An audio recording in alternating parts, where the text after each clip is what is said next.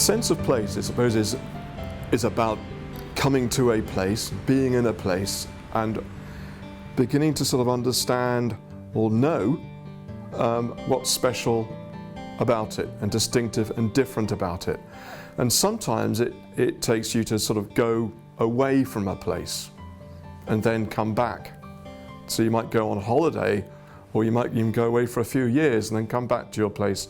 Having seen other places, you might then realize, wow, I didn't really quite see that there are these things in my place that make it really quite different and distinctive, because I've seen other places in other parts of my own country or other parts of the world. So here's a farm built in the 1300s, still got all its buildings, and here are all the hedges, which actually look like woods, don't they? And this is another bit of England, down in the southeast of England. And now we're coming up to our part of the world, up to the Durham coalfield fringe. There are two things that are fundamental to sense of place.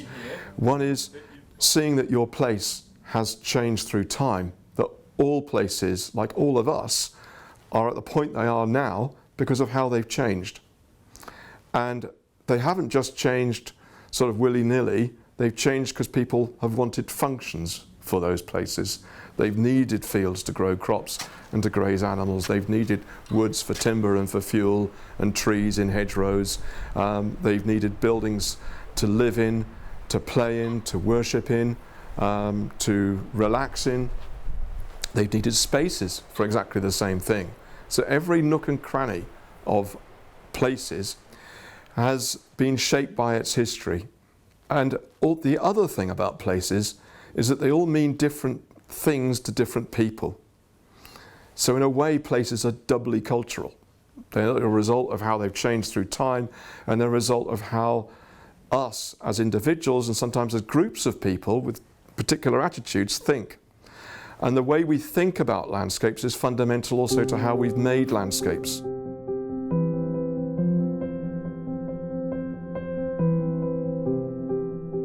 It's probably perfectly reasonable right at the beginning to put down what you know without even starting off on a journey of discovery. So just simply write down what you know about your place. You could write down the facts, then you could also write down your thoughts. What do you like about your place? What do you think is special about your place? Jot that down, because you might want to come back to that later on. And in terms of setting off on a voyage of discovery, I would say, first of all, think about where you are. Put your place into a context. So where am I? So here in Wellington, we're in the Durham coalfields. You could be in the Cotswolds, or you could be in the Cheviots, or you could be in the Lake District. And now each of those areas actually are described by Natural England as the national character areas. And the great thing about those is that they're not bureaucratic or administrative boundaries, if you like. They're human and natural boundaries. They're land use areas. So we are here in the Durham coalfield fringe, and there's the front section of the national character area profile tells you about the landscape through time and how it's developed. It tells you what to look for.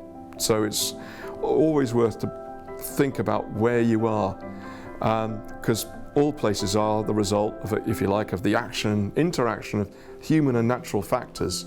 So there's an interplay between the geology of a place and what people and the habitats that therefore it affords, and the soils and minerals, etc., that are there that people can exploit.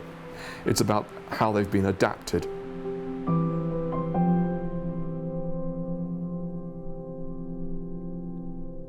You can look at maps. You could start to look at the patterns of the fields and the routeways, and a general rule of thumb, you could say that the very regular field enclosures are more recent. They're more likely to date from after the 1750s, which is true around here, but that's not always true. And then you could look at other sort of shapes and forms in the landscape as well.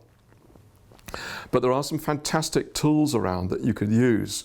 One of those is the National Library for Scotland maps, which allow you to get into a place, to actually even slide something along so you can see the place as it is now and how it was maybe 50 years ago, 100, 150 years ago.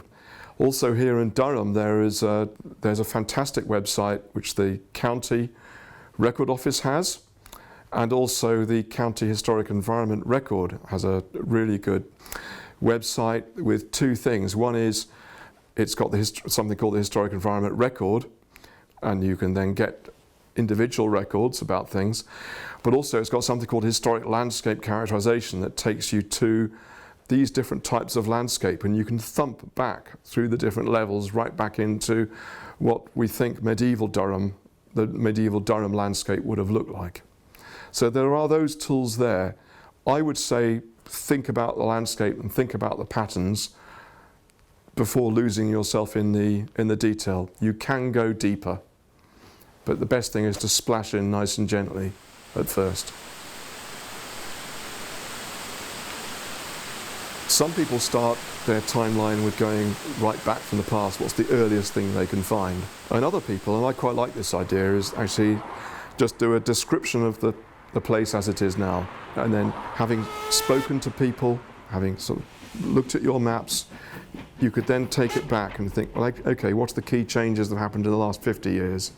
Then back another 50 years, then back maybe 200, perhaps 400, and even then you can go back 4,000 if you want. And even then it's just thinking. You don't have to have hard and fast facts. Hard and fast facts, yes, that's great. It'd be nice to have hard and fast facts for everything, but it's going to take us hundreds of years. There are so many questions out there, so much to find out. So the great thing about looking at maps is that you can begin to think about what are the things that have made my place. You should probably be sharing the work all the way along, because what's really fun is probably asking more and more questions. So also in terms of sharing the work, it's not just putting out what you think you understand, but it's also putting out lots of questions. We would like to find out, having done this work, these are the things we want to find out to make it even more exciting for people that are around now, or the people that might come after us. So in terms of putting something together, I would say you can have the maps marked up, you could put some bullet text together that just summarizes those key developments.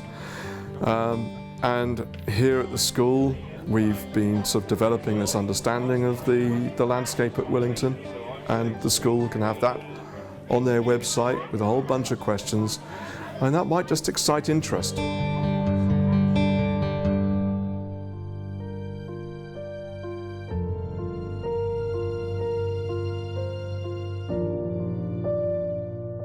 We had friends from London. They came up to stay with us, and my mum and I walked up the street from our house up to the post office, which is the top of High Street. And every other person said, "Good morning, hello, how are you?" You know.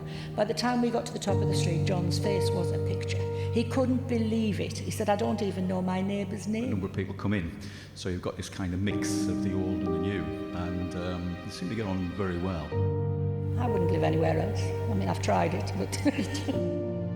Have you got enough people fired up, or it might just be you, but have you got enough people fired up about your place to think, okay, we'd like to go and look into it in a bit deeper? And you could be armed with your questions, and you could be thinking about other questions you want to ask as well. And you can use all the fabulous resources that County Durham have for people to use, and any other sources that come to hand. Or, you know, we've put together some of the key sources that you can use to find out more about your place. Whether you're really interested in its history, or the history of field boundaries, or the history of routeways, or of houses, or you might be interested in the wildlife and beginning to sort of get a better understanding of why the wildlife is like where it is, and how that might be connected up to the way the land's been used historically. The other thing that you could think about in terms of next steps is the future, because there are people, the Northern Heartlands team have links with people that do neighbourhood planning, for example. So it might be that there are some of you who actually want to develop your neighbourhood plan, and that this has given you enough confidence to know how to articulate your position on a neighbourhood plan, so you're not just dependent on an outside consultant coming in.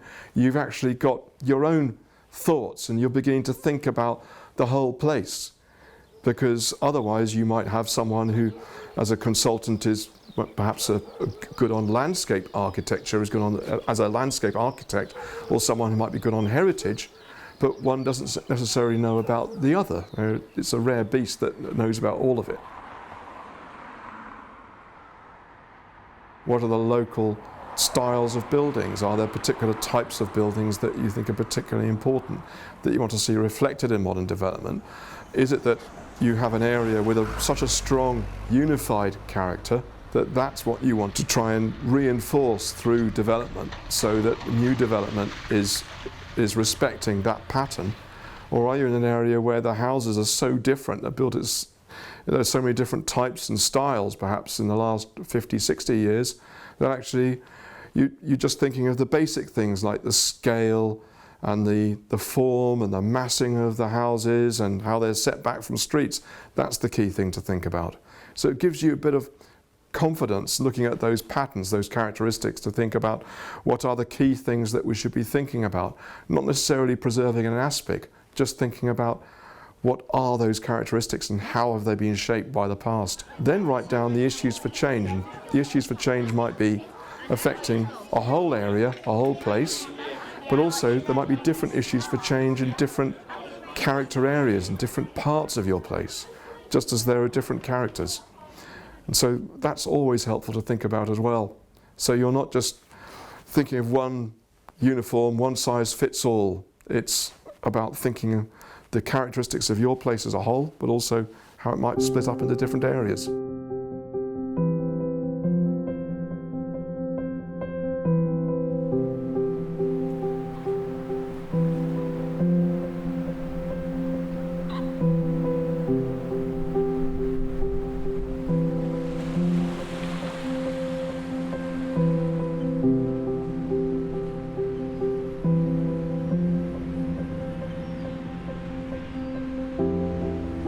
What we've put together coming out of this project are some notes which we call place notes, and also those notes then match what they've done with the Durham historic landscape character mapping, so you can go to the same areas and begin to get a better understanding, and then if you want, then get into the detail of how they've done the landscape character mapping in Durham. That's fantastic because it goes across the whole county.